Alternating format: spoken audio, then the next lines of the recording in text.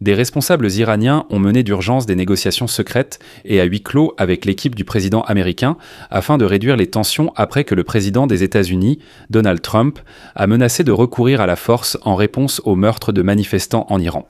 Le ministre des Affaires étrangères iranien, Abbas Araghchi, a contacté l'envoyé spécial de la Maison-Blanche, Stephen Witkoff, pour demander une rencontre en personne. Ainsi, Téhéran espère réduire les tensions avec Washington ou au moins gagner du temps avant que Trump ne prenne une décision concernant une nouvelle frappe militaire contre l'Iran. Et ce n'est plus une plaisanterie. Trump lui-même a déclaré que le régime des ayatollahs avait franchi toutes ses lignes rouges.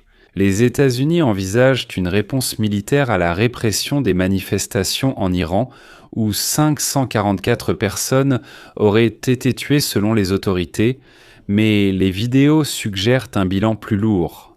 Le régime iranien a mobilisé des centaines, voire des milliers de personnes pour des rassemblements pro-gouvernementaux. À Téhéran, pour la première fois depuis la révolution islamique, on a appelé à donner son sang dans les hôpitaux. Entre-temps, des informations sont apparues selon lesquelles la protestation en Iran a diminué après des répressions massives, mais Reza Pahlavi continue d'appeler à la poursuite et même à la radicalisation de la protestation. Discutons ensemble, parlons de ce qui se passe actuellement en Iran, pourquoi le régime des ayatollahs a demandé des négociations urgentes avec les Américains et ce que fera Donald Trump. Mettons, comme on dit, tout au clair. Je m'appelle Alexei Petchi, discutons de ce sujet, mais avant, j'aimerais vous demander quelque chose. Si cet épisode vous semble intéressant et utile, vous pouvez soutenir le travail de cette chaîne YouTube par un don ou un abonnement payant via les liens et coordonnées. La description de la vidéo indique « Soutenir la chaîne Alexei Petchi ». Choisissez le format qui vous convient le mieux, je vous serai reconnaissant pour tout soutien de votre part, mais faites-le à la fin de cet épisode. De plus, abonnez-vous à ma chaîne Telegram Petchi News, le lien se trouve dans la description de cette vidéo. Alors, je vais commencer par le dernier bulletin d'information en provenance d'Iran. Le régime islamique a mobilisé des dizaines de milliers de membres des forces de sécurité, de fonctionnaires et leurs familles, les forçant à se rendre dans les centres-villes pour participer aux événements. Et voici que les médias d'État du régime des ayatollahs, en particulier la chaîne Islamic Republic of Iran Broadcasting, diffusent sélectivement des vidéos de ces rassemblements mis en scène, tout en poursuivant la coupure nationale d'Internet et des communications. C'est pourquoi, officiellement, on ne peut voir qu'une seule image en provenance d'Iran. Tout le monde dans les rues soutient l'ayatollah Ali Khamenei. Je me dois tout d'abord de m'incliner devant cette conscience historique, cette responsabilité, cette capacité à pardonner et cette grandeur d'âme du peuple iranien, cette clairvoyance, cette générosité, ce courage, cet amour, et de rendre hommage à ce peuple. Et avant tout, je suis reconnaissant et plein de gratitude. La vie de tels peuples et nations. Cela fait partie d'une campagne coordonnée de guerre psychologique visant à saper le moral du public et à dissuader les gens de rejoindre le processus révolutionnaire en cours. Surtout après les 8 et 9 janvier, lorsque, sans exagération, des millions d'Iraniens ont participé à des manifestations nationales et ont libéré des quartiers entiers et des villes du contrôle du régime. Selon l'agence de presse Human Rights Activist News Agency, 2 semaines après les manifestations nationales, plus de 10 600 personnes ont été arrêtées et envoyées en prison.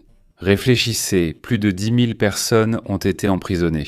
Officiellement, des manifestations ont eu lieu dans 585 endroits à travers le pays, dans 186 villes réparties dans les 31 provinces, et aussi, selon l'agence de presse des militants des droits de l'homme, au dimanche, 544 personnes sont mortes et des dizaines d'autres sont encore en cours d'examen. Parmi les morts, on compte 483 manifestants, 47 militaires ou membres des forces de l'ordre, 8 enfants, 5 passants qui ne participaient pas aux manifestations et un procureur. Mais que signifie cette phrase ? Des dizaines d'autres personnes tuées sont encore en cours d'examen. Et c'est la partie la plus effrayante. Sur ma chaîne Telegram Petchi News, j'ai publié hier 2 vidéos qu'il est interdit de montrer sur YouTube et que les personnes sensibles ne devraient pas regarder non plus. Et ces vidéos montrent comment, dans les morgues de Téhéran, il y a des dizaines de personnes tuées qui n'ont pas été identifiées, et elles ne sont pas incluses dans le nombre officiel de victimes tant que leurs proches ne sont pas retrouvés. Ces morts sont donc en cours d'examen. Après la vague de répression en Iran, une stabilisation relative a commencé et les manifestations ont diminué. D'un côté, le gouvernement a mobilisé les forces de sécurité et déployé des unités du corps des gardiens de la révolution islamique dans certaines villes. De l'autre, cela a affecté la coordination et la cohésion des manifestations. Et ce blackout d'Internet que les autorités iraniennes ont réussi à organiser de manière assez habile, y compris en parvenant d'une certaine manière à désactiver la majorité des Starlink. Et là, on dit déjà que la Russie et la Chine ont aidé. De plus, le régime iranien a très rapidement inondé les rues de contre-manifestations pro-gouvernementales afin de monter les gens ordinaires les uns contre les autres.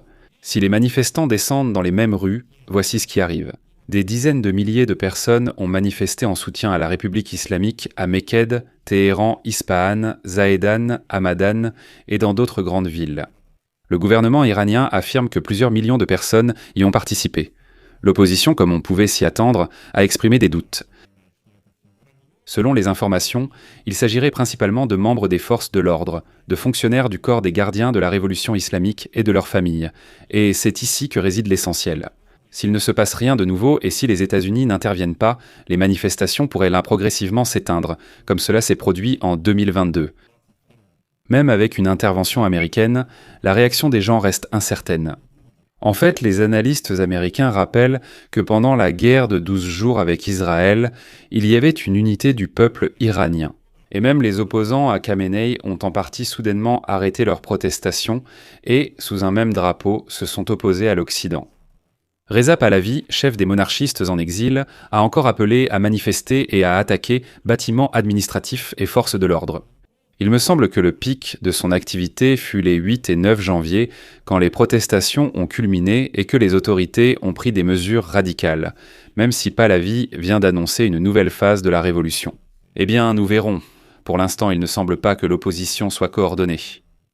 Néanmoins, le régime des ayatollahs a eu peur et il est encore trop tôt pour écarter ces protestations. Autrement dit, ici aussi, il faut suivre attentivement ce qui se passe. Et je n'essaie en aucun cas, vous savez, de minimiser l'impact de ces protestations sur le régime. Suite à la menace de Donald Trump d'employer la force après les meurtres de manifestants en Iran, le ministre iranien des Affaires étrangères, Abbas Araghchi, a contacté l'envoyé spécial de la Maison-Blanche, Stephen Witkoff, pour demander une rencontre.